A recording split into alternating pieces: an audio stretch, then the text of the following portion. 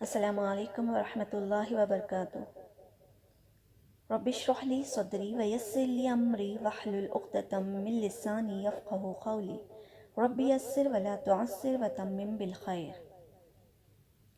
رنج و غم کے ازالے کے لیے، یعنی رنج و غم کس طرح دور کیا جا سکتا ہے اللہ تعالیٰ کی ذکر سے اور قرآنی دعاؤں سے۔ اپنے گناہوں کی معافی مانگنے اور کثرت سے استغفار کرنے سے خیر و بھلائی کے دروازے کھلتے ہیں۔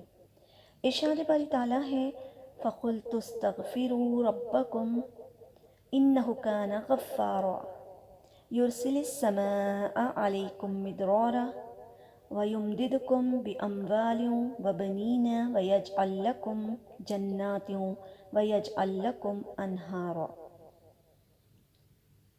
ترجمہ: تو میں یعنی نوح علیہ السلام نے کہا اپنے رب سے بخشش مانگو، یقیناً وہ بہت بخشنے والا ہے۔ وہ تم پر آسمان کو خوب برستا ہوا بھیجے گا اور مال اور بیٹوں سے تمہاری مدد کرے گا اور تمہیں باغات عطا کرے گا اور تمہارے لیے نہریں جاری کر دے گا۔ رسول اللہ صلی اللہ علیہ وسلم نے فرمایا من اکثر من الاستغفار جعل اللہ لہ من کل ہم فرج ومن کل ضیق مخرج ورزقہ من حیث لا یحتسب۔ جو کثرت سے استغفار کرتا ہے اللہ تعالیٰ اس کے لیے ہر غم اور تنگی سے نکلنے کا راستہ بنا دیتا ہے اور اسے وہاں سے رزق دیتا ہے جہاں اسے گمان بھی نہیں ہوتا۔